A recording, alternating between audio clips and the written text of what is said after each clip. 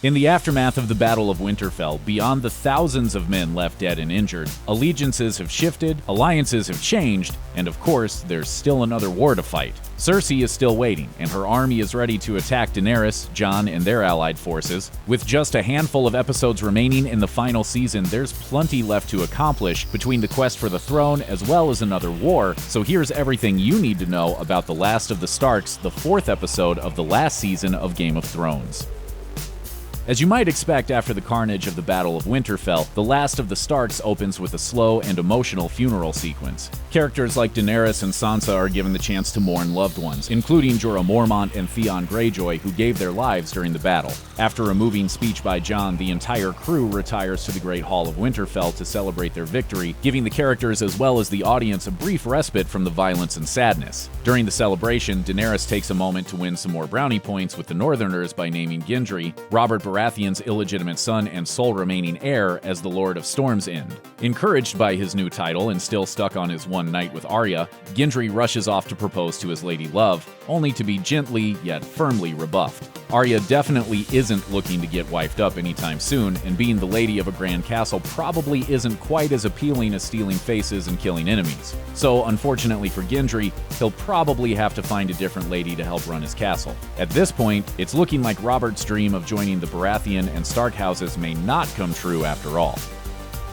Ever since she traveled with the Kingslayer several seasons ago and saw his fall from celebrated knight to one-handed enemy of Queen Cersei, Brienne has clearly had feelings for Jaime, and it certainly seems as if he returned those feelings from the time he saved her from a bear pit to the moment he dubbed her the first female knight of the Seven Kingdoms. After Tyrion shrewdly reveals that Brienne is a virgin during a drinking game, the formidable fighter is uncharacteristically embarrassed. But once Jaime comes to comfort her, she gets over that embarrassment pretty quickly. Jaime, however, has to choose where his allegiances lie. Despite his seemingly close relationship with both Tyrion and Brienne, he ends up heading right back to Cersei. As he leaves in the middle of the night, Brienne rushes to bring him back to the northern side, but he insists he's really just as hateful as his sister and leaves her heartbroken. A Lannister always pays his debts, but which scores will Jaime be hoping to settle when he gets back to King's Landing?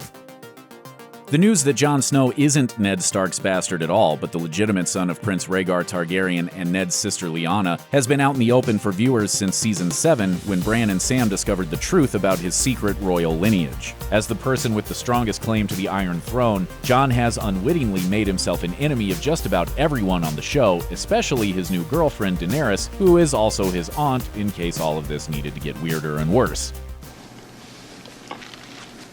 Even though Daenerys begs Jon not to tell his sisters about his real parentage, Jon can't help himself, swearing both Arya and Sansa to secrecy as he spills the beans about his royal blood. Despite her vow, Sansa quickly tells her former husband Tyrion about who Jon really is, and naturally, he immediately tells the secret to Varys.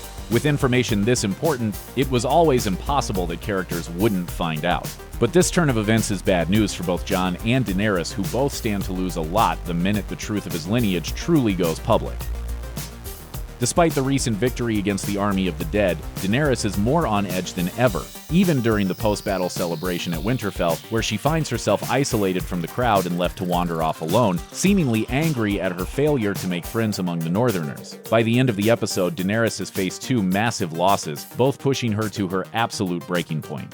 Not only does she lose ships and cavalry during a surprise attack on her fleet courtesy of Euron Greyjoy and Cersei Lannister's army, she loses her Rhaegal, who becomes the first of her dragons to be killed by humans with the aid of massive ballistas known as scorpions. In the aftermath, her best friend and confidant Missandei ends up captured by the enemy, and when Daenerys and her team offer Cersei her life in exchange for her surrender, Cersei has Missandei beheaded in front of them, another cruel show of power from a monarch who knows how to prove a brutal point. After losing Jorah, Rhaegal, and Missandei in quick succession, Daenerys might be on the brink of succumbing to the madness that runs in her family. Even though Daenerys constantly says she wants to avoid becoming her father, the Mad King, these tragedies all point to her reaching a breaking point before long, especially as this war continues to push her to her limit. Meanwhile, Cersei has long been one of the most brutal characters on the show, and despite Tyrion's pleas for humanity and peace, she's not changing anytime soon. For the moment, it appears that her ruthless streak is still serving her well against her more nobly intentioned enemies. Will her commitment to cruelty be the difference maker in the coming war against Daenerys, or will it be her undoing? Check out one of our newest videos right here, plus even more Looper videos about Game of Thrones are coming soon.